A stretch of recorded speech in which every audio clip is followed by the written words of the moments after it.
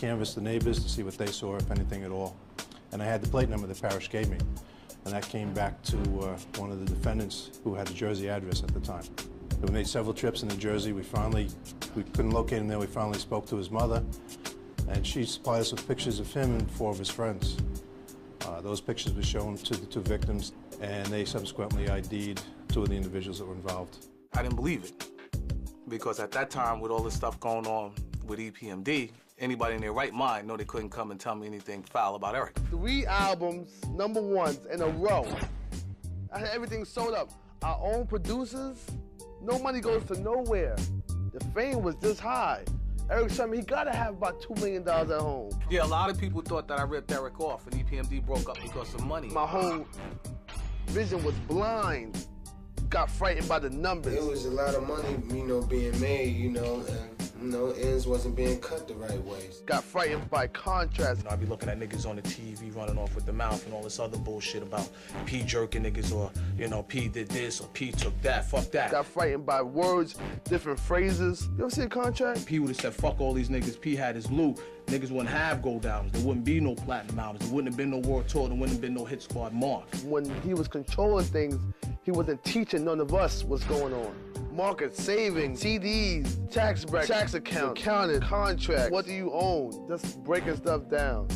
Couldn't answer one question. There's not too much to argue about when it's a 50-50 split music-wise. The 50-50 split publishing-wise. It's a 50-50 split show-wise. But there's so much stuff in the back of that. Man got you messed up. While Parrish Smith maintained that the EPMD business was a 50-50 split, Eric Sermon was concerned about the revenue from the group's proteges, where the split wasn't even. Now, what I chose to do with K Solo, who I knew since 13, and through my relationship through Sylvia Rome, that's a whole different ballgame. Now, what I chose to do with Schumer Management, which was active since 1990 when Solo first came out, that's on me. Parrish Smith also took a larger share of the DOS Effects monies, on the grounds that he was handling the business. Niggas was young. The pressure on them niggas was crazy. You heard? Leo and them niggas calling niggas every day, yo, this and that. Hit Squad was moving. Pressure was on. And what makes that even more iller, in the middle of the Hit Squad blowing up, when DOS Effects sat on top of the charts for 6 weeks straight at #1 with Dead Serious, RCA Records called me with a multi-million-dollar deal. My biggest concern in life was making sure wherever I went, Eric came. You have partnerships that bust up all the time. Usually it's over money. But they usually don't send people to their partner's house with guns and duct tape and do business that way. Parrish Smith decided not to press charges. Well, yo, if y'all start questioning this now while we're selling all these records when we got all this light, there's no way we're going to be on a tour, and then the rest of these guys who have nothing to do with it's going to get screwed. Then you wouldn't have never seen the Hit Squad, you wouldn't have seen DOS Effects, and you wouldn't have seen Redman. So I was like, let us take care of the tour, and I'm convinced when we get home we'll be able to settle it. Parrish Smith proceeded to go on tour with a business and creative partner who had put him in a potentially life-threatening situation. I'm not saying that was a hit, but if something went wrong and these guys were armed, Parrish could have wound up being killed. Want me to tell you how more wild it is? The guy who was responsible, who was actually in my house with the hoodie on, was on the same tour bus with us. Eric must have gotten wind of what was happening. He got an attorney, and he left New York State and went to Georgia. And if he had not fled New York and did not retain an attorney, he probably would have been arrested. And he was never charged. And that in itself is kind of disappointing, because I wanted to get Eric. The conflict also split up the Hit Squad. Whoever ran with Parrish ran with Parrish. Whoever ran with E ran with E. Redman is down. We're finishing Redman's album right now. I came in with E, so that's who I'm going out with, you know what I mean? Parrish Smith kept the name The Hit Squad, while Eric Sermon created The Def Squad. Just remember the Def Squad force. Redman, Eric Sermon, and Keith Murray. Word up. While Eric and Parrish embarked on solo careers, neither was as successful on his own as he had been in EPMD. The business of hip-hop had come between 2 childhood friends and had nearly taken lives. For him and I have to conversate with that in the same tongue as music, it's like, you know what I mean? This problem didn't happen in the vocal booth. This problem didn't happen when we was producing and writing rhymes. This is something that had nothing to do with EPMD, that was something from the outside. Amazingly, as a testament to the friendship they'd had, and the music they'd created. Eric and Parrish got back together in 1996 for the aptly titled Back in Business. He's my man. To the world, my relationship with Eric is Eric and Parrish making dollars. And the rap and the microphone and the fishing hat. And that's what life is about, you know? Living, learning, and moving on. Not carrying luggage or keeping dark stuff on your heart. But business was poisoning the community. As friends and collaborators, Ice Cube and Cypress Hill served as an example of West Coast unity in the 90s. I always was down with him, you know, and he was always one of my favorites. And I said, you know, if I'm gonna build my name, I want people to, you know, look at me like they look at him or like they look at KRS-One. The controversy started when Ice Cube went to the studio to pick up Roll It Up, Light It Up, Smoke It Up, a Cypress Hill song for the Friday movie soundtrack. You know, we play him the song and he likes it. He goes, yeah, that's perfect, you know. Me and Muggs asked him, hey man, you know, we got a couple of tracks from the album, you wanna hear it? We played him a song called Throw Your Set in the Air. And he was like, oh, that's banging. That shit is banging. Can I get that for the movie instead? They're like, man, we'd love to give it to you, but you know, this is gonna be the single on our album. He said, all right, cool. So he said, can I hear it again? So we played it again for him. We played it for him a couple of times over because he wanted to hear it again. You know, we was kind of like half-ass listen to him, half-ass talk. The Friday soundtrack was released just before Cypress Hill's album, Temples of Boom. A friend of B Real's heard it and called him. He says, hey man, did you give Cube the song from your record for the Friday thing? Like, yeah, the Get High song, yeah, we gave that up already. Why? No, the Throw Your Set in the Air thing. I said, no, we didn't give him that. He goes, well, you know, that shit is in his chorus in his song. So we're like, nah, you're crazy.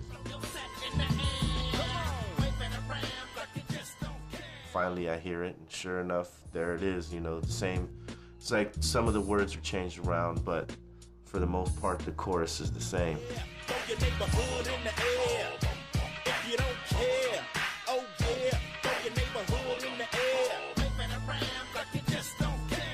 We was thrown back like, what? 3 months later, I go to South Africa to do my movie. Mac 10 called me and say, Cypress Hill is on the radio dissing. I said, what? He calls me, asks me if, you know, why we're dissing him, and I said, hey man, you know, the guys feel like you snatched up the song. It was a misunderstanding where they thought that I took one of their hooks and this, that, and the other. Sitting there telling me that he was, you know, he didn't do it. It's, you know, we're friends and this is hip hop and everything. And I thought, yeah, you know, it could happen. It's hip hop, you know. I said, you know what, let me talk to them. I'll straighten it out. Everything was supposed to be settled. And Ice Cube asked B Real to record some vocals for Caution, a group signed to Cube's Lynch Mob Records. But in the studio, there was another problem. And I heard a couple lines that were the same things I used on the Temple of Boom record. And I thought to myself, wait a minute, that's my line. How the hell is it on this record? I'm like, damn, again? In my opinion, I felt like he saw my reaction, and I walked out of the room for a second to make a phone call. When I came back, the line was gone. And I was thinking, oh, wait a minute, that line ain't there no more. Okay, I know I'm not tripping. So I come back and I have a talk with these guys again, Muggs and Sen. I said, hey, I think he really did take our shit. Bitch ass motherfucker. Peter Pie ass nigga. B Real recorded No Rest for the Wicked, aimed squarely at Ice Cube. Cube made a song called Wicked, which supposedly, you know, he stole from King's son from the Bronx.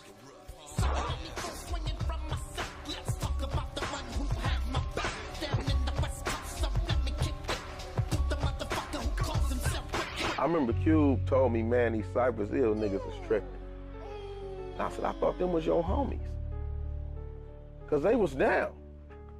And he said, yeah, I thought they was my homies too, but them niggas is dissing. You know what the fuck I'm talking about?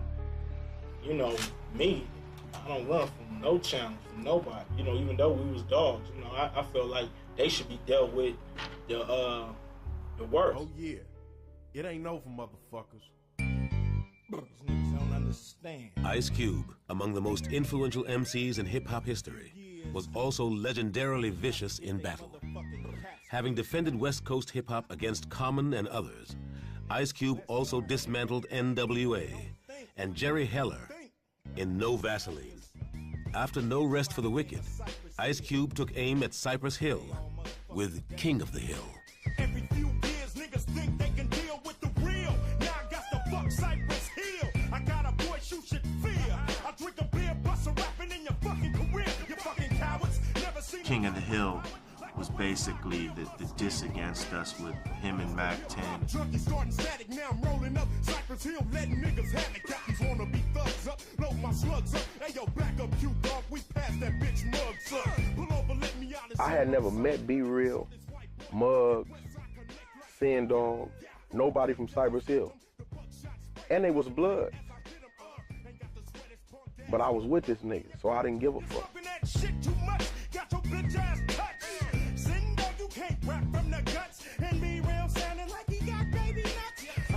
The song was cool. They had some good shit in it, some funny shit. Everybody in the ghetto know what you're doing. One white boy and two fucking Cubans claiming that you're loco, but you ain't Mexican. Listen to No Vaseline before you flex again. And it was a pretty good diss, you know. I had to give it up on that one. It was all right. Dub C, a founding member of the West Side Connection, did not participate in the counterattack. We was homeboys. So if you notice, Dub C ain't on that record. Dub told me that he knew them, and that's why he stayed out of it or whatever. 'Cause I don't give a fuck if I know you or not. That's the way I was raised, though. My daddy was a gangster, and that's how he instilled that in me. You ride with your nigga, right or wrong. Talk about it and tell a nigga how wrong he was later, after the fact.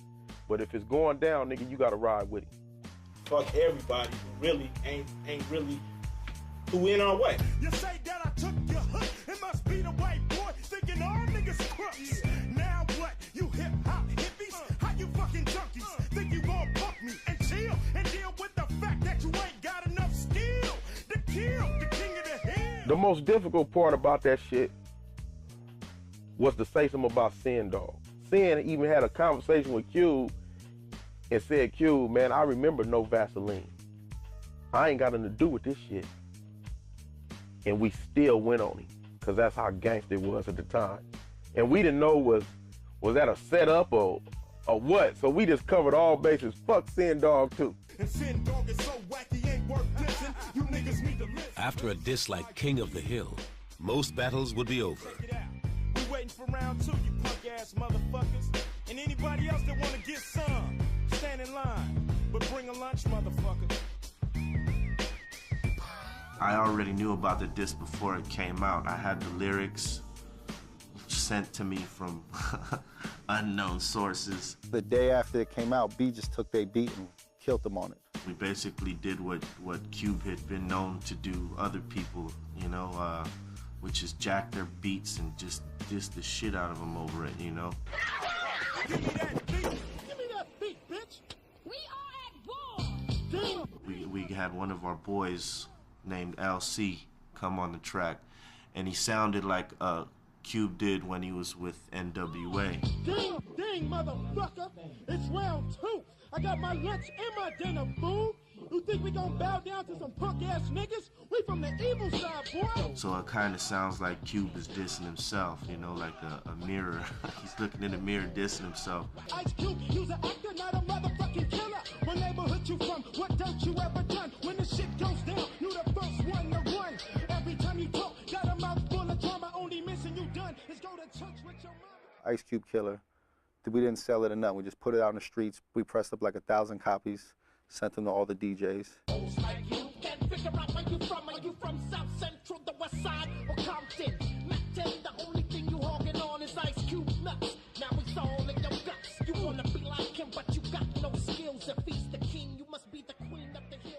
I thought that shit was whack. That shit couldn't fuck with King of the Hill. You try to remake NWA without Dre and Ren. Just breaking stuff down. Couldn't answer one question. There's not too much to argue about when it's a 50-50 split, music-wise. The 50-50 split, publishing-wise. It's a 50-50 split, show-wise. But there's so much stuff in the back of that. Man got you messed While up. Parrish Smith maintained that the EPMD business was a 50-50 split, Eric Sermon was concerned about the revenue from the group's proteges, where the split wasn't even.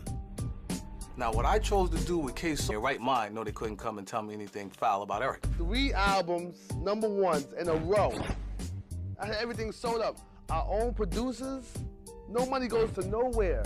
The fame was this high. Eric showed me he gotta have about $2 million at home. Yeah, a lot of people thought that I ripped Eric off and EPMD broke up because of money. My whole vision was blind. Got frightened by the numbers. It was a lot of money, being made, and, ends wasn't being cut the right way. Canvassed the neighbors to see what they saw, if anything at all. And I had the plate number the parish gave me. And that came back to one of the defendants who had a Jersey address at the time. We made several trips into Jersey. We couldn't locate him there. We finally spoke to his mother, and she supplied us with pictures of him and 4 of his friends. Those pictures were shown to the 2 victims, and they subsequently ID'd 2 of the individuals that were involved. I didn't believe it, because at that time, with all this stuff going on with EPMD, anybody in the frightened by contrast. I'd be looking at niggas on the TV running off with the mouth and all this other bullshit about P jerking niggas, or, P did this or P took that. Fuck that. Got frightened by words, different phrases. You ever see a contract? P would have said, fuck all these niggas. P had his loot. Niggas wouldn't have gold albums. There wouldn't be no platinum albums. There wouldn't have been no World Tour. There wouldn't have been no Hit Squad mark. When he was controlling things, he wasn't teaching none of us what's going on. Market, savings, CDs, tax bracket, tax account, accounting, contract, what do you own? Solo, who I knew since 13, and through my relationship through Sylvia Rome, that's a whole different ballgame. Now, what I chose to do was Truman Management, which was active since 1990 when Solo first came out. That's on me. Parrish Smith also took a larger share of the Das EFX monies, on the grounds that he was handling the business. Niggas was young. The pressure on them niggas was crazy. You heard? Leo and them niggas calling niggas every day, yo, this.